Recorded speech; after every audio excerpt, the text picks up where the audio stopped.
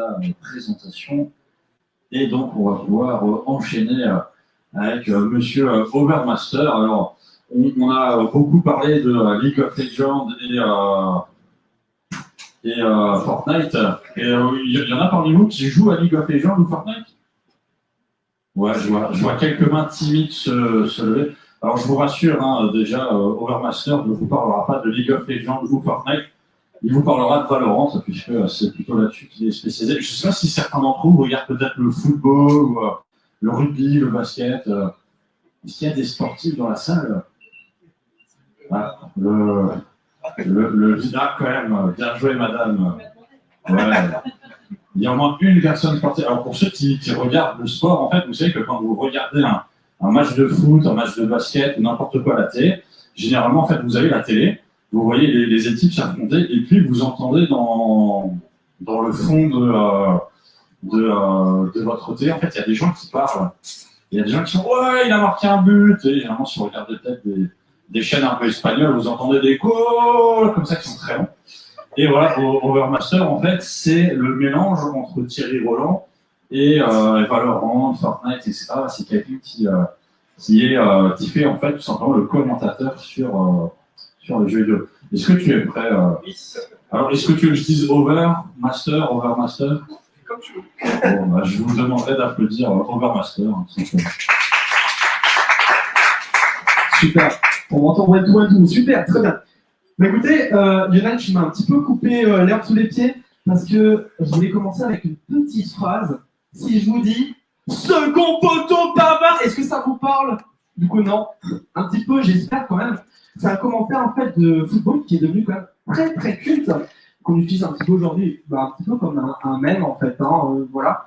Mais je trouve qu'il résume très bien le commentaire, alors aussi bien sportif que e-sportif, puisqu'en fait cette phrase, finalement, sans elle, je pense que l'action elle serait pas devenue aussi importante, ou en tout cas, elle n'aurait pas eu une importance similaire quoi, en tout cas. Et pour moi, c'est vraiment ce qu'apporte le commentateur e-sportif, tout simplement. Alors moi, je vais vous parler de ce sujet-là. Je pense que vous l'aurez compris, et encore une fois, Lionel m'a bien présenté avant. Et pourtant, c'était pas spécialement bien parti. Parce que moi, je suis pas un amateur de football et encore moins de sport de manière générale. Je pense que ça se voit, mais voilà, en tout cas, je suis pas très très sport. Mais j'ai toujours aimé présenter des choses de manière générale. Moi, j'étais typiquement le gars qu'on n'aimait pas avoir dans ces groupes de présentation à l'école. Pourquoi? Parce que quand on disait qui veut passer, j'étais souvent le premier à lever la main, malheureusement pour mes collègues et mes potes de l'époque. Mais généralement, ça les arrangeait bien parce que la présentation était toujours qualitative pour pas me jeter de fleurs. Donc effectivement, j'aimais bien présenter des choses, mais c'était pas, voilà, comme je vous ai dit, je n'ai pas spécialement parlé de sport ou même de manière générale de jeux vidéo. Par contre, j'aimais animer des choses. Et ce qui s'est passé il y a à peu près 6-7 ans maintenant, quand je suis arrivé au lycée, j'ai un pote qui m'avait parlé d'un gars qui jouait à des jeux vidéo sur Internet. Ce mec, il s'appelle toujours Zerator. Et il m'a dit, c'est génial, le mec, il joue à des jeux vidéo et puis il gagne de l'argent. Il fait ça en live sur Internet. Et je me suis dit, c'est trop bien. Moi, j'aime bien les jeux vidéo, j'aime bien parler. Et si je tentais vraiment le truc, tout simplement.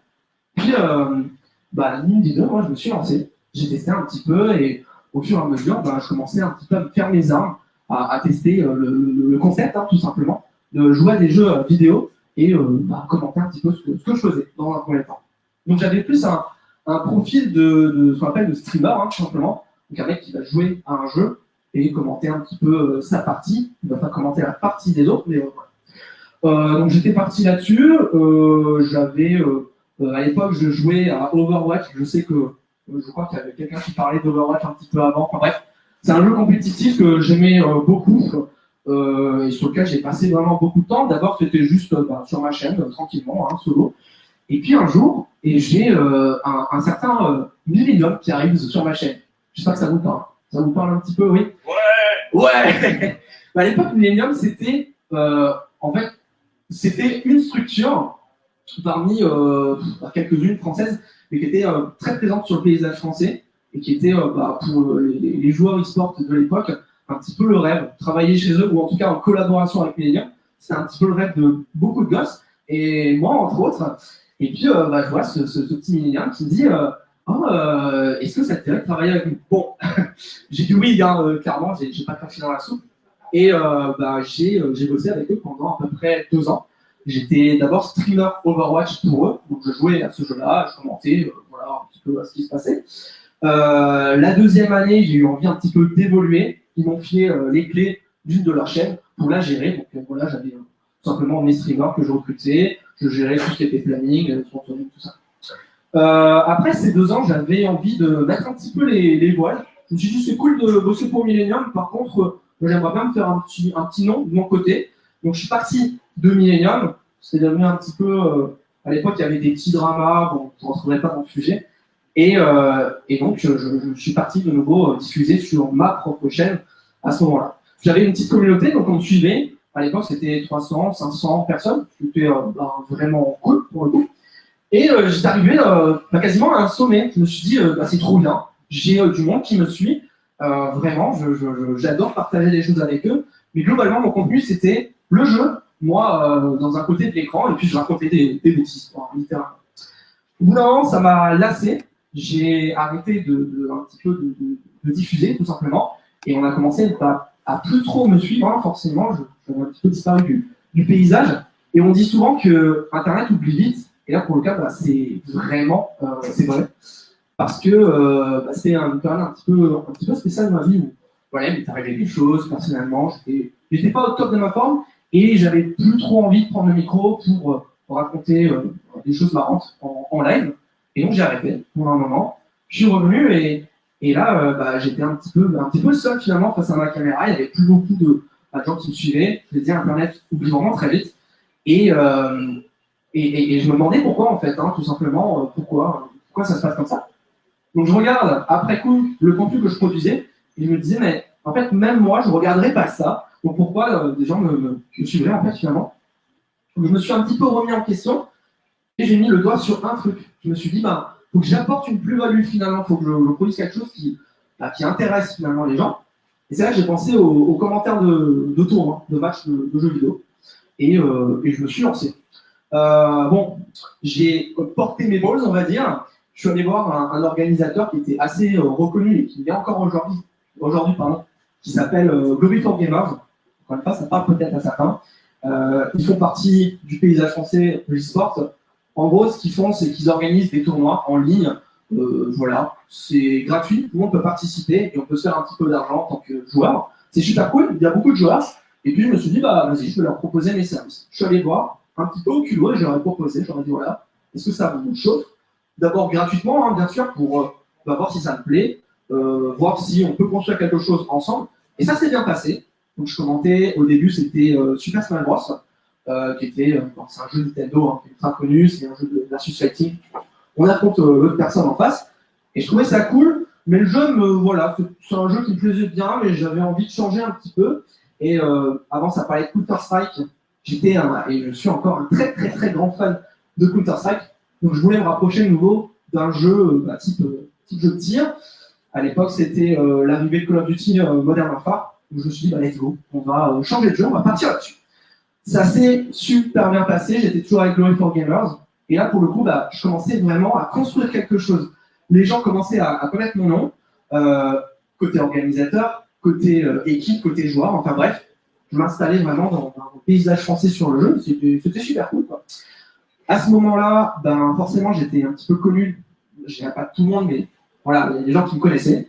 Et j'ai pu commencer à vivre de ça, en fait. À aller voir des organisateurs, leur dire, voilà, je commande votre tournoi, en échange d'un petit chèque, et puis au final, je peux vous apporter de la visibilité, et surtout, ce côté commentateur, le fait de mettre en valeur les actions. Suite à ça, qu'est-ce qui s'est passé? Call of Duty, comme je vous ai dit, ça s'est super bien passé, mais je ressentais de nouveau un petit peu de lassitude. Je me disais, ce jeu il est cool, mais on ne va pas rester longtemps dessus, quoi, en tout cas. Et est sorti Valorant, donc c'est le gros jeu actuellement dans Riot Games. Il y a un petit peu de moyens derrière. C'est un jeu de tir également. Et quand j'ai vu un petit peu les images, je me suis dit, le jeu est fait pour moi. J'ai totalement mis de côté Call of Duty, qui, comme je vous ai dit avant, a commencé un petit peu à me rapporter de l'argent, tout simplement. Je commençais à en vivre très sérieusement. Et j'ai fait le pari de le mettre totalement de côté pour partir sur un jeu qui est devenu aujourd'hui mon jeu de coup de cœur, c'est Valorant. Alors, je vous spoil, l'aventure se passe bien pour l'instant, en tout cas. Voilà, j'arrive à me positionner sur des tournois, à vivre un petit peu de cette passion. Je travaille avec des grandes marques, notamment Red Bull, par exemple. Je commentais un de leurs tournois. Enfin bref, voilà, ça se passe bien, très clairement. Je vous ai parlé un petit peu de tout ça. Alors, qu'est-ce qu'il faut en retenir si un jour, vous avez aussi envie, je ne sais pas, de vous lancer? La première chose qu'il faut comprendre, c'est que c'est vraiment abordable pour moi. Commenter des tournois de jeu, c'est accessible à tous. Il y a des points forts, on va dire, qu'il faut un petit peu avoir. Et je vais vous les énoncer. La première chose, je pense que vous en doutez forcément, c'est de connaître le jeu que vous avez envie de commenter. Hein, ça, on va pas l'inventer.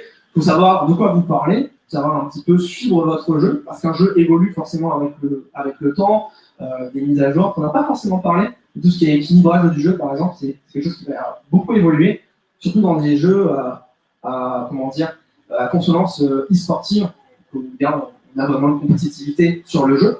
L'idée, c'est que les développeurs équilibrent toujours le jeu, donc autant suivre tout ça.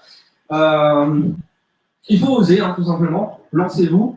Peut-être au début, je ne sais pas, commenter des petits matchs, hein, je ne sais pas, des matchs de votre frère ou des personnes qui sont dans votre famille, de vos potes éventuellement. Il y a même un truc super cool, c'est que par exemple sur Counter-Strike, vous pouvez prendre des matchs de joueurs professionnels et après, vous pouvez en faire un petit peu ce que vous voulez. Donc rajoutez votre commentaire par-dessus, enregistrez-vous, éventuellement diffusez-le hein, sur Twitch. Il y a toujours un public pour tout, donc voilà, les gens vous donneront forcément des retours, si c'est éventuellement vos proches, éventuellement. Et puis voilà, lancez-vous, hein, tout simplement. Il y a un truc que j'aurais adoré faire aussi, et qui je pense aujourd'hui est vraiment une plus-value pour un commentateur e-sportif, c'est l'improvisation. Si vous faites par exemple, je ne sais pas, de l'impro, du théâtre, ce genre de choses, je pense que ça peut être très intéressant parce que, outre le fait de bien savoir parler de son jeu, et peut-être de ne pas bégayer, par exemple, ce genre de choses, on va reparler correctement en français, l'improvisation peut faire beaucoup, parce qu'au final, vous allez commenter le jeu en question, je sais pas, dans quel vous rêvez de commenter un jeu particulier, vous allez le commenter, et le moment blanc, ça va être un petit peu à vous de partir un petit peu en roue libre. Si vous avez des infos sur le jeu, ça peut toujours sortir à ce moment-là, mais l'improvisation peut faire beaucoup. Voilà, je pense que j'ai fait le tour très rapidement. Je ne sais pas si vous avez des questions par rapport à ce sujet, qui est le commentaire e-sportif. Merci à toi, Overmaster. Alors, je vois que le monsieur Bonnet a enfin une question. Mais je vais poser une question si évidemment vous m'y autorisez.